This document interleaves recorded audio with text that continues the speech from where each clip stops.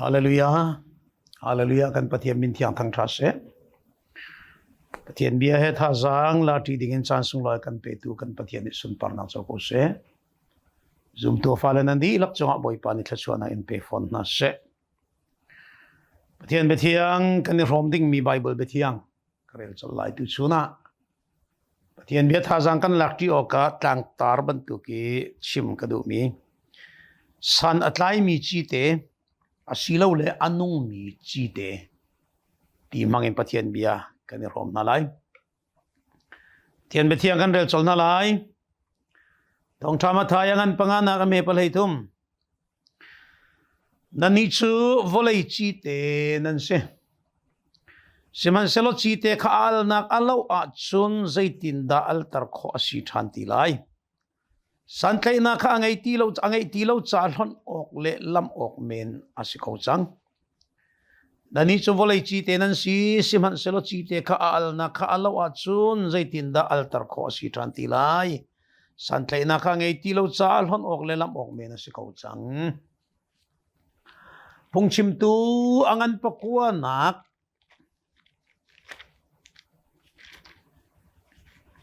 pungchim tu angan pakua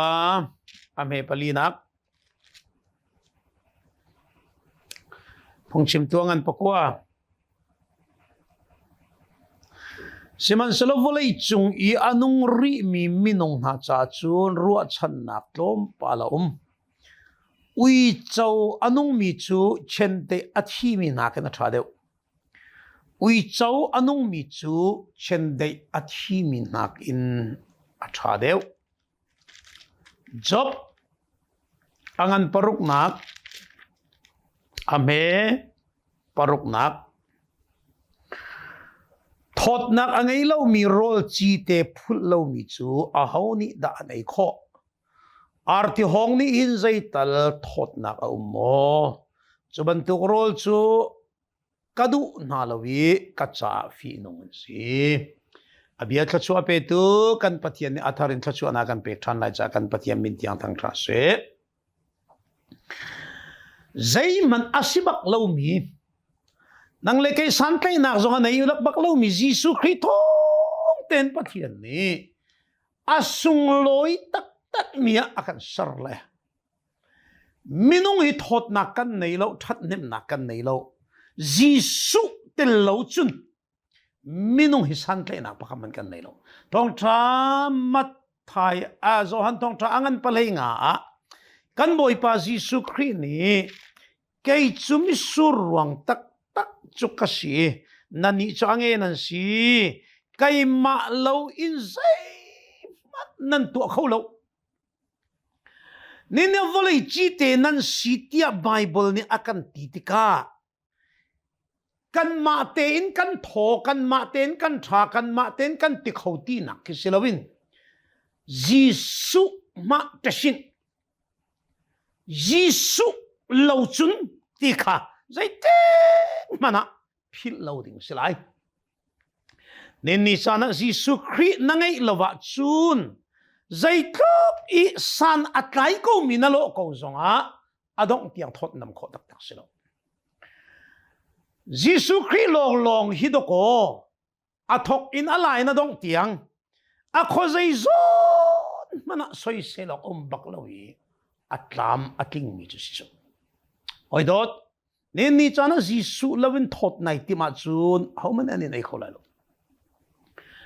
Jesu lovin khum al nai ti ma chun khum al kho tak tak lai lo Jesu lo in thil tha tu na ti mi hi adong tiang a tha kho tak tak lo a tha ngai mi alo ko bu zonga khin thil a thot kho tak tak lo la tu chun chana toi ten a kol hol kal han ton leng mang mi te nan sinavun chim than ka du e luyin tu si nan ti kol ne toi tung fiang tung a tu tau tau sin lim pia ta tam ham han kan kam mien san nan ti le kol hol hi tam ting ngai le toi fiang ten chim kho kan izom la yi kan Bible volei chi te nan si akan ti tika Jesu thongin ti nak se I chi te ti mi Bible phun thum ten vun lak tar kadu chi te ti mi alang na ki mun thuma umi san atlai mi chi te pakhat san atlai lo mi chi te pani san atlai bak lo mi chi te number pakhat na ka Genesis angan palhei kwa ame pakule pathum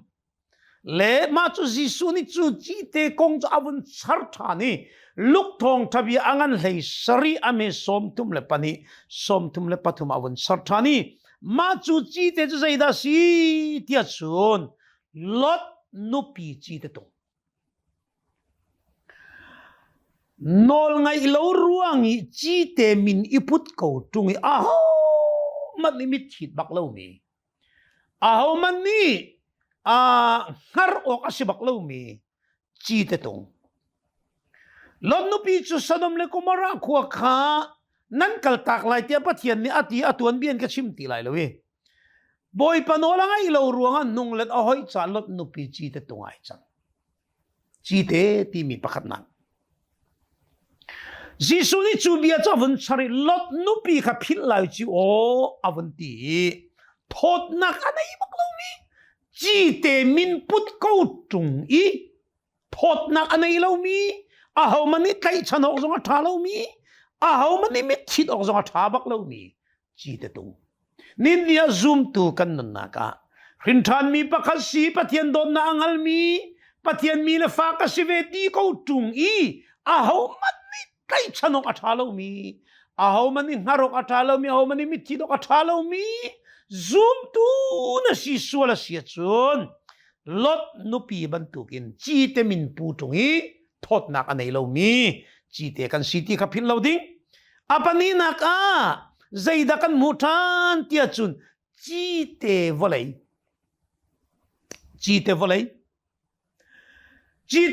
chu zai man atau kholo wi zai khai man achu pi kholo aho man ni no ok atlak lo mi chi te volei chu boy panol angai lo mi Jeremia angan palai sarinak ame pariat na kan rel tika Bible biat ka mon rel talai Genesis Jeremia angan palai sari ame pariat nak panganak kan ka von rel lai boy pa ni hibangin ati minung ka abo choni minung ka angat chan mi a sari boy pa ka amertak mi chu achunga chetlung ko se ama chu thesarami au mi burbu bantuk that nak aratika zaiman amulai lo ramlaki lungtam nak muna chun khwa salai au man an kho lo nak chi terama lai chi teram ti mi chu boy pa zaiman arel lo min na minung abo chan min na anum na zaiman tilta achua pi kho lo mi chi teram ti mi ka se i apatum naka anong mi chi te thot nak anay mi chi te kong ay karuat ton samo ato deu chi te tia vuni halu siu lo mani chi te thot nak en chibalo asina in zaibantuk sa kani hun zonga nga sa kani hun vok sa kani hun ar sa tho kani hun ko bu zonga chi te ai tel lo achun man ni me atlama king lo kan tipeng kani lebang ichu kani khua lebang chu chi taram khuan kan ti le than hiar fa hi chu chi te lo chun nga bak lo ti si ke lebang ichu rol ka ya yin me kate elhanin chi te kalam me hi zai tu ke al ko zonga kin al chang do kon ka ti zonga me al lo ka buelo chi te ka hunu ka ti bak le chi te lo rol ka i kho bak lo ya sinain rol ka vunei chutluk nan chi te thot chu ti hum bal lo nan nga sa tho ba ke ka heitin ha nan vok sa tho ba ke kan heitin ha le mani chi te hian thang that bal lo chi te thang that al ho bal lo na in rol a thot tar chem tu hi chi te se lenin nia kan hoi pa pakhat le bang ni chun rol kan khong le rol kan som la rol kan mun ei la kan mun kim bak nan chi te tho bak si ti le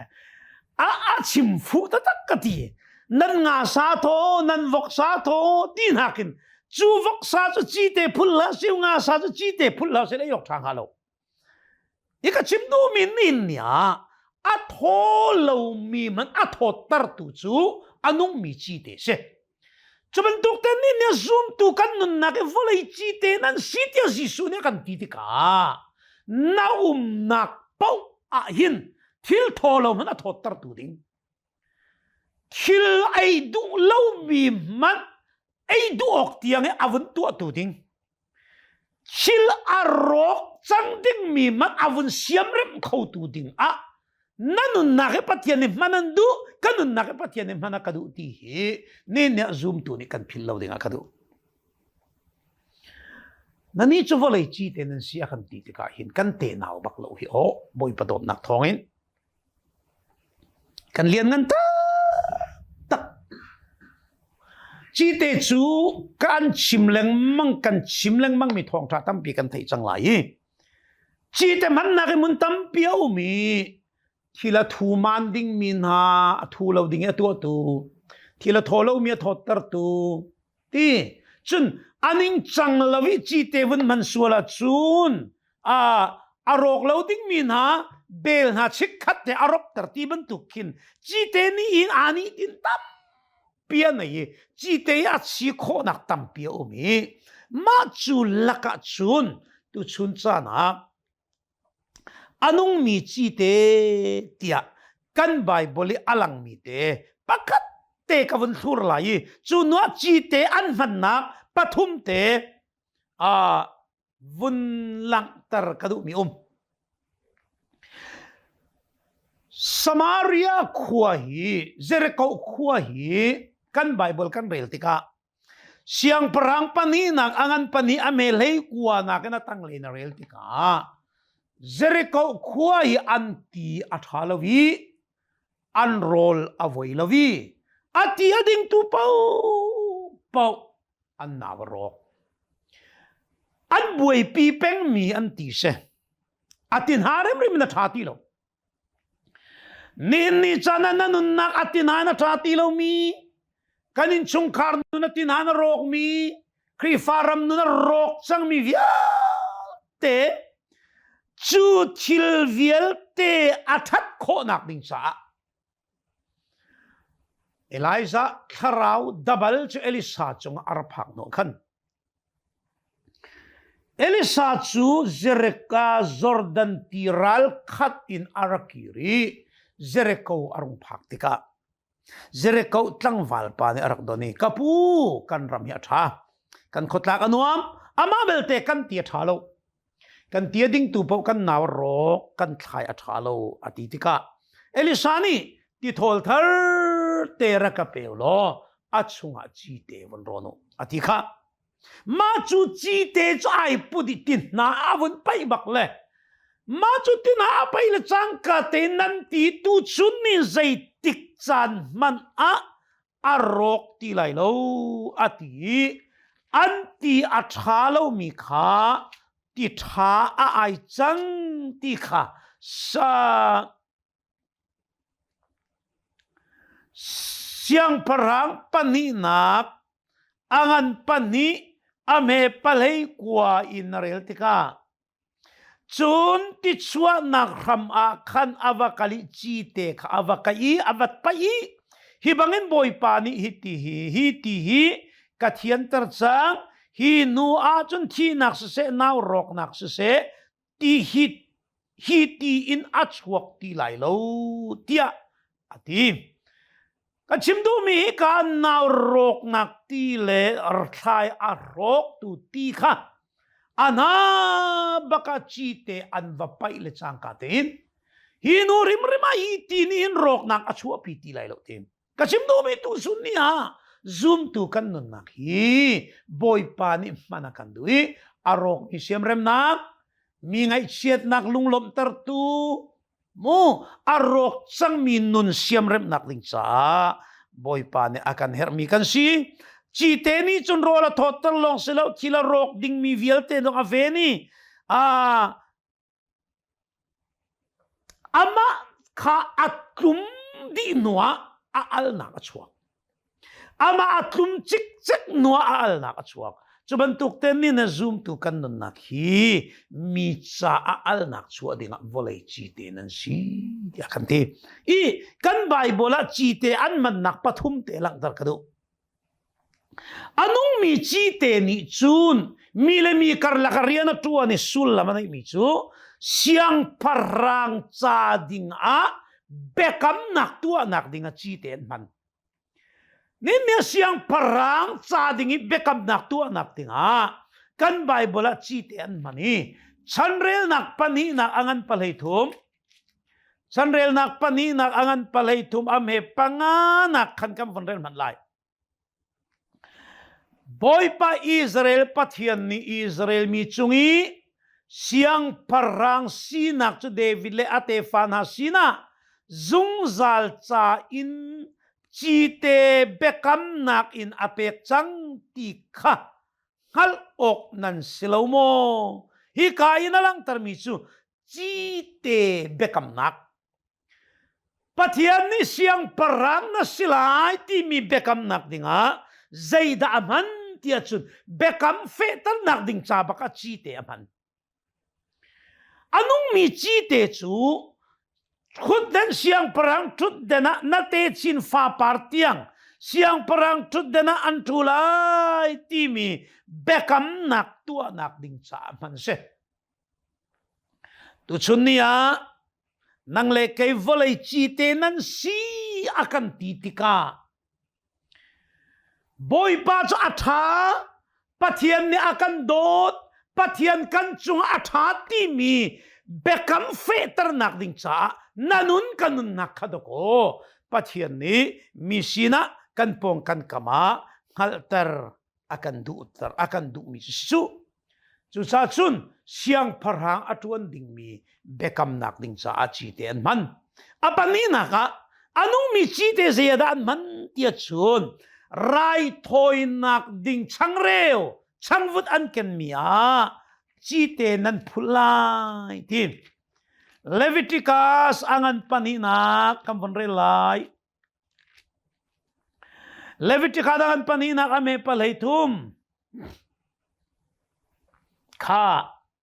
nan changvut thoi nak viel te chu chi te nan phulhalay nan pathian he bekam nak chi te chu nan changvut thoi nak viel te chungin nan bau terlai lo nan pek mi viel te sina chi te nan pek silay anong mi chi te chu boy pa sini bekam nak fenak rai toy nak nan pek mi changvut chunga chi te nan tel penglay chu cha chu ninya boy pa maya rai toy nak na peki kha na chamtika boy volay chite na sina na thum al nak na thot nam nak mi chai san na tlay nak te ka boy pa ni mu chi adu peng mi le pathian na asun par nak ding cha nanun na kaman chi adu peng mi city kha zaite mana nava philai lo apathum na zayada chite na manthan lai tia chun Zi mui sernaka chite nam hanlay Exodus angan somtum ame somtum le panga Exodus angan somtum ame somtum le panga naka kan relay boy pani mo setsu atang le zi mui sathak te onika kalbanale franki senthiang kha azat chiao a lan halo zi mui ser tu ni asar bangin zi mui ser to chi te na thalai athiang mi le azar mi zi mui selai a cheu chu dip te na rialai chon a cheu chu pum nak tham chung ummi bekam na kuang maya khana chialai chu ka mun chu nang ma ton lai nak mun aselai hi zi mui chu azar ring ran mi zi mui anarualai nang ma man ok cha a hi zi mui he alo mi zi mui ka ansarai lo hi zi mui chu pathian sina pek chan mi zi mui thiang a naru alai au man i bantuk zi mui ma man oka asar mi chu apun hoi sinin khet asilai ti hi ka zona zi mui sernak ding cha chi te nan man lai chu chu athiang mi le azar bak mi zi mui sernak ding asilai dot mi chu cha ni hin ni cha na boy pani nang leke akan dot volei chi te nan si akan titika zai bantuk chi te da kan si anong mi chi te makan si manok atlak mi chi te makan si manok atlak lo mi chi te da kan si lot nupi bantuk chi te nok atlak lo mi volei ro chi te bantuk men silovin manok atlak mi anong mi chi te arok mi khwarem tu arok mi ti athattar than tu le siang prang bekam nak chai man mi chi te changreu thoi nak chai phul mi chi te zimui sar nak chai man mi chi te nong kan si Jisu Christ in tasin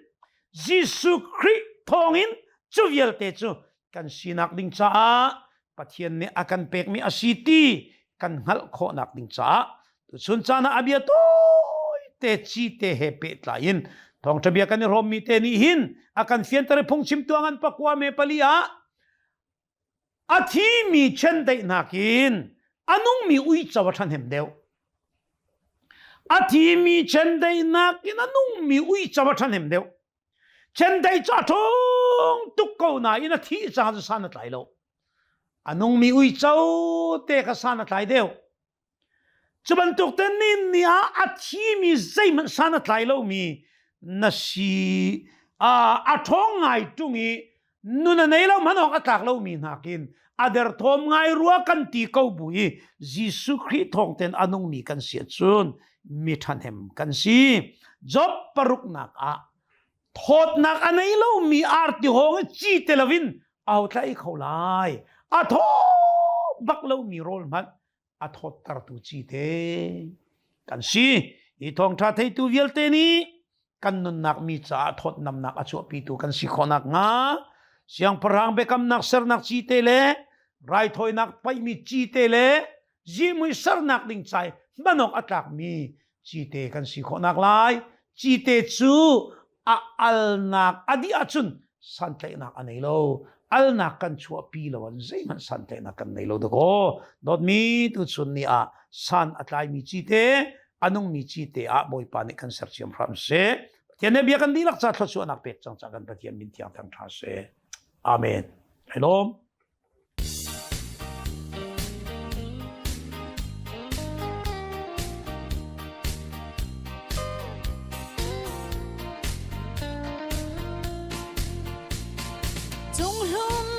chung pen nak thong cha